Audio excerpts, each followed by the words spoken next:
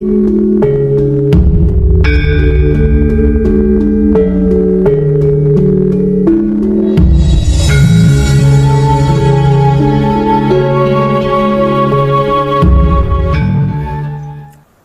seekor ular ketika merayap, tiba-tiba ular itu menyenggol sebuah gergaji dan sedikit melukai bagian tubuhnya. Sebagai bentuk perlawanan dan mekanisme pertahanan diri, ular tersebut berbalik menggigit gergaji itu hingga mulutnya terluka. Kemudian, tanpa memahami apa yang sebenarnya terjadi padanya, dan tanpa berpikir panjang, ular menganggap gergaji itu telah menyerangnya. Lalu ular itu langsung melilit gergaji. Semakin kuat ular itu melilit gergaji, ular itu semakin terluka parah sampai berdarah-darah. Para kadang kinasiku sekalian, terkadang kita terlalu cepat emosi dan mudah meluapkan amarah tanpa berpikir panjang untuk segera bisa membalas, menyakiti orang-orang yang telah menyakiti kita. Namun sebenarnya yang kita lakukan itu justru sama dengan menyakiti diri kita sendiri, seperti ular dan gergaji yang saya filosofikan tadi. Jikalau sedulur papat kita atau 4 anasir kita tidak manunggal jati atau tidak manunggal suci. Disinilah penting dan perlunya dia mengamati dengan kesadaran rasa cinta kasih sayang hidup kepada apapun dan siapapun, serta dimanapun hingga sampai kapanpun. Tujuannya agar supaya sedulur papat atau 4 anasir kita tidak agresif seperti ular yang menyenggol gergaji yang saya filosofikan tadi. Jadi, ketika kita disakiti orang lain, diremehkan, dihina, dibuli, dibohongi, ditipu, dilecehkan, difitnah, dan lain-lain sebagainya, sebaiknya jangan terlalu cepat reaktif. Tetaplah diam dulu dengan senyum, kesadaran rasa cinta kasih sayang hidup kita, walau kita berada pada posisi yang baik dan benar serta tepat. Karena sesungguhnya, orang yang berbuat keburukan kepada kita, ia akan menuai hasil perbuatannya sendiri. Karena karma atau hukum sebab akibat itu pasti terjadi. Artinya, ia akan mendapatkan balasan yang teramat pedih dari kelakuannya dia sendiri. Ingat, Romo itu bersinggasana di 3 titik yang ada di dalam diri kita masing-masing. Seperti yang sudah teramat sering saya informasikan, tanpa tedeng aling-aling. Baik di artikel, di Google, atau video di YouTube, bahkan secara langsung ketika kekadangan.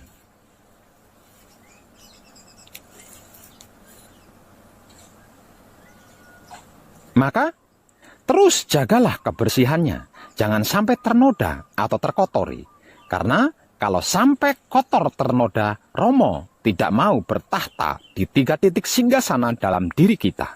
Dan kalau Romo tidak mau bertahta di 3 titik singgasana yang ada di dalam diri kita, bagaimana kita bisa manunggal jati dengannya?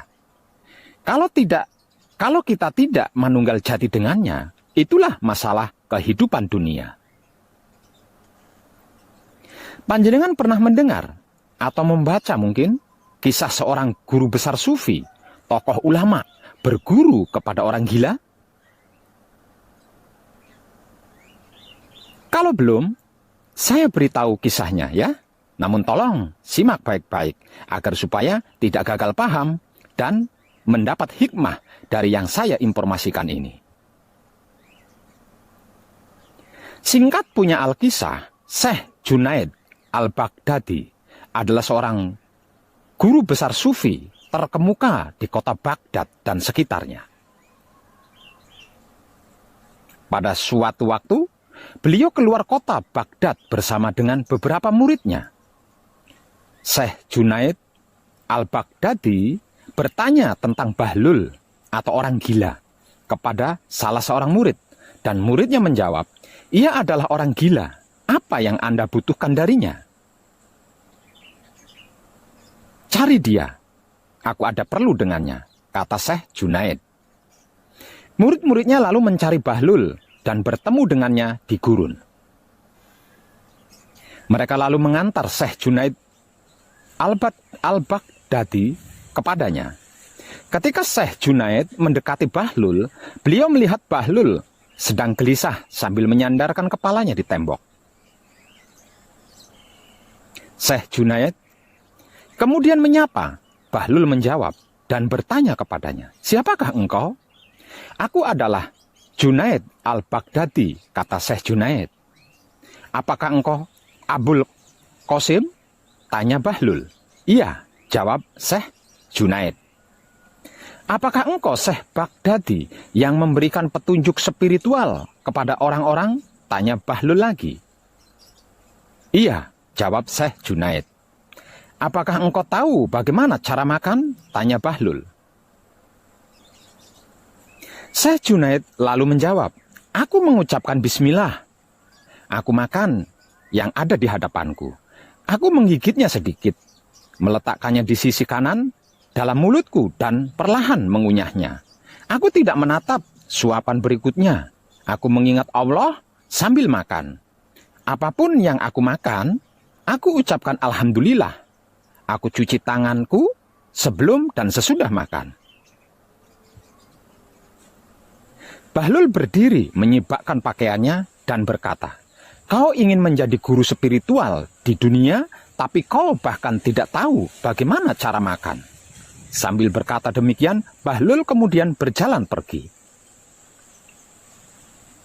Murid Syekh kemudian berkata, wahai Syekh, dia adalah orang gila.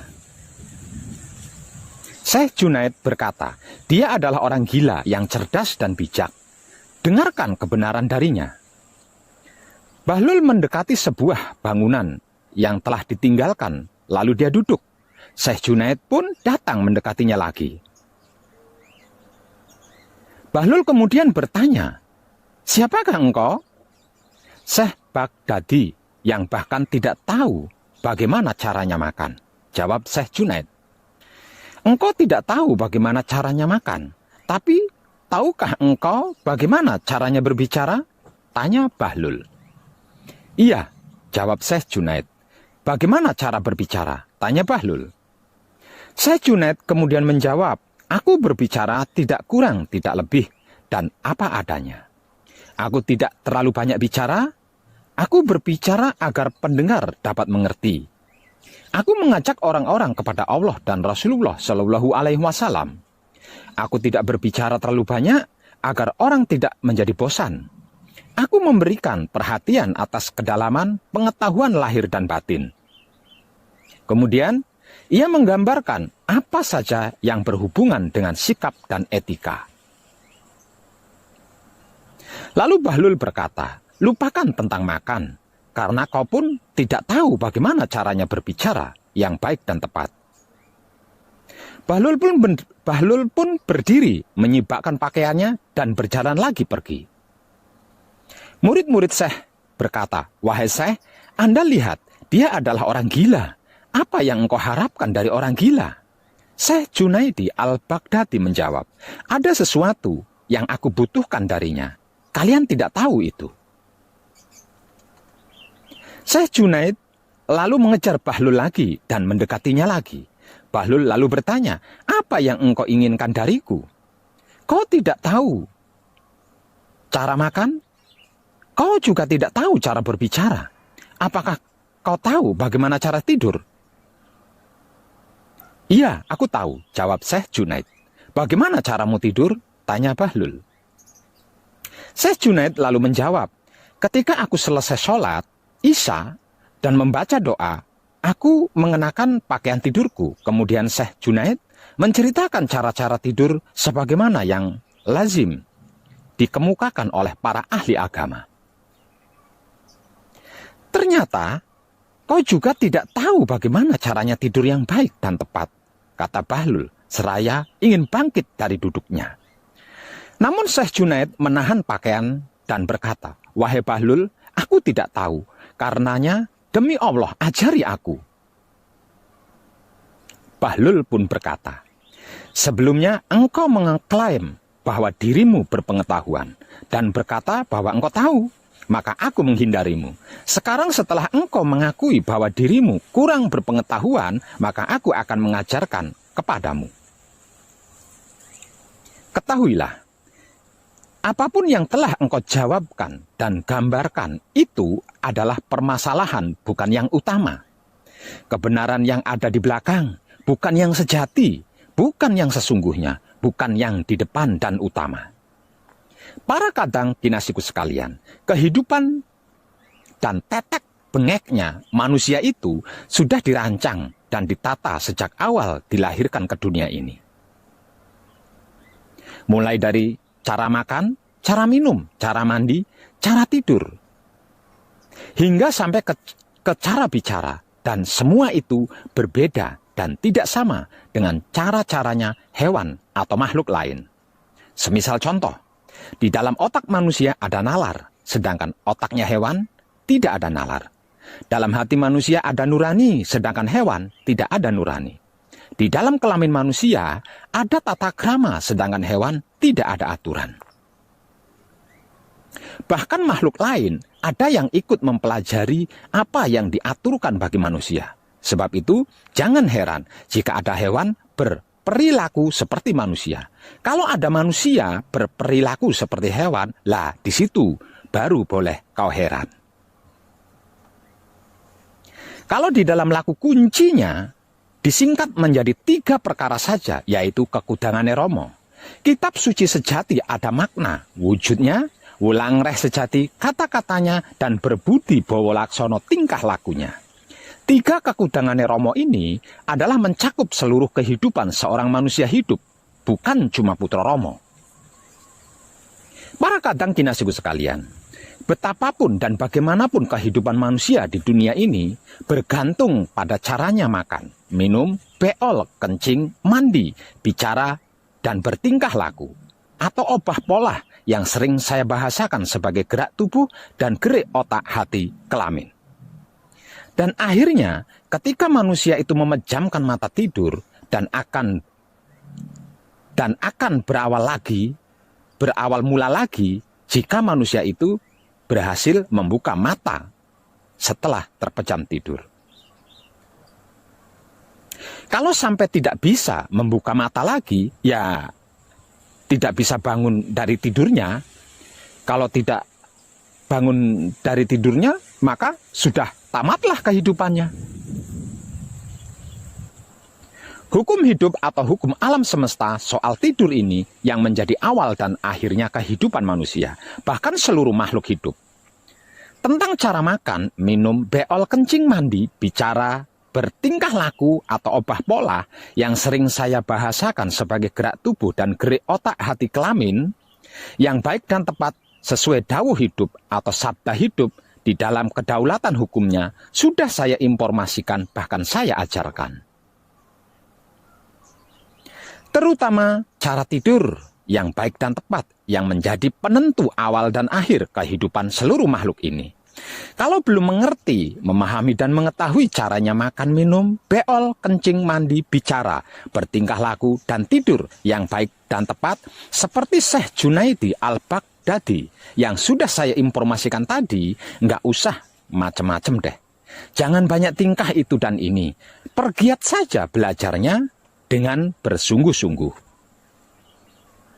Jangan buang waktu dengan sia-sia, sibuk membuli, membenci, memfitnah, menghina, mencari-cari kesalahan orang lain, mencari-cari keburukan orang lain, mencari-cari kekurangan orang lain untuk dinilai, dihakimi, bahkan dijatuhkan hingga hancur. Ingat, hukum karma atau hukum sebab akibat itu nyata dan pasti, serta jauh lebih mengerikan dari apa yang dilakukan loh.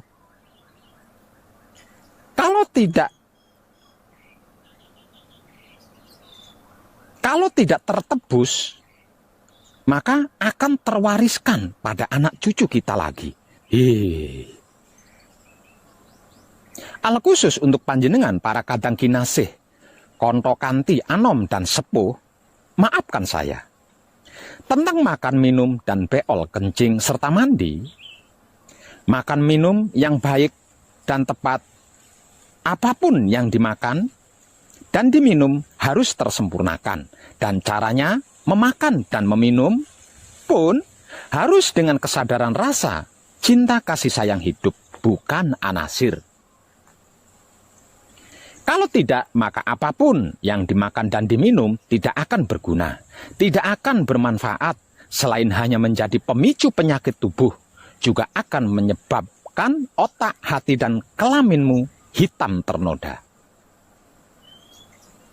Begitu juga ketika beol dan kencing serta mandi, harus melakukannya dengan kesadaran rasa cinta kasih sayang hidup, bukan 4 anasir, dan harus disempurnakan. Tentang tingkah laku dan bicara, otak, hati, dan kelamin atau pikiran, batin, dan syahwat harus bersih dari noda syirik, iri, dengki, dendam, hasud, fitnah, dan harus terbebas dari ego, pamrih, arogan. Sebelum memulai berbicara dan apapun yang dibicarakan, serta berbicara dengan siapapun harus menyenangkan Romo. Jika tidak, apapun yang dibicarakan, bagaimanapun yang dilakukan hanya akan menjadi karma, yang akan mencelakai diri sendiri dan yang diajak berbicara atau yang mengajak bicara. Dan alam semesta akan ikut menanggung dampaknya. Itulah mengapa diam sembari memperhatikan dengan kesadaran rasa cinta kasih sayang hidup adalah yang terbaik. Tentang tidur, para kadang kinasiku sekalian, kebaikan yang tepat baginya adalah otakmu, hatimu, dan kelaminmu yang terbebas dari permusuhan, kecemburuan, kebencian, dan kesungguhan laku kuncimu sebelum tidur dan sesudah tidur. Kehidupan kita bergantung pada laku tidur kita sebagai putra kekudangannya Romo, baik dan tepat apa belum. Kalau cara tidurnya hiburan Android atau TV atau komputer terlebih dulu, sampai matanya capek dulu terus baru mau tidur, atau hura-hura dulu, atau hiburan dulu, internetan, facebookan, di Android hingga tertidur sambil ngelonin Android, nanti bangun dari tidurnya juga, yang pertama kali dicerna adalah Android. Kalau tidak bisa tidur, terus bangun dari tidurnya juga tidak ganteng, tidak cantik, tidak milenium. Kalau tidak Android dulu, jangan pernah mengharap atau menginginkan yang disebut tenang, aman, nyaman, bahagia, damai, dan tentram. Apalagi sempurna, karena itu tidak mungkin bisa didapatkan. Selain gelisah, resah, galau, ragu, bimbang, bahkan takut. Sekalipun hafal kunci, paweling, asmo micil singkir, dan melakukannya jika kober atau ada waktu. Tercerahkanlah panjenengan semuanya, dan salam setuhan penuh cinta kasih sayang dari dalam lubuk hati saya, Wong Edan Baku yang paling dalam. Selamat, selamat, selamat, rahayu, rahayu, rahayu, damai, damai, damai, tentram. Saya Wong Edan Baku ngaturaken sugeng rahayu lir ing sambikala amanggih yuwana. Pinayungan mring ingkang moho suci. Basuki Yuwono Teguh Rahayu slamet. Berkah selalu untuk semuanya tanpa terkecuali, terutama para sedulur, khususnya para kadang konto dan kanti anom, serta sepuh saya yang senantiasa direstui yang dat maha suci hidup. Om Santi, Santi, Santi, Om. Wassalamualaikum warahmatullahi wabarakatuh. Terima kasih, terima kasih, terima kasih, dan salam kebajikan.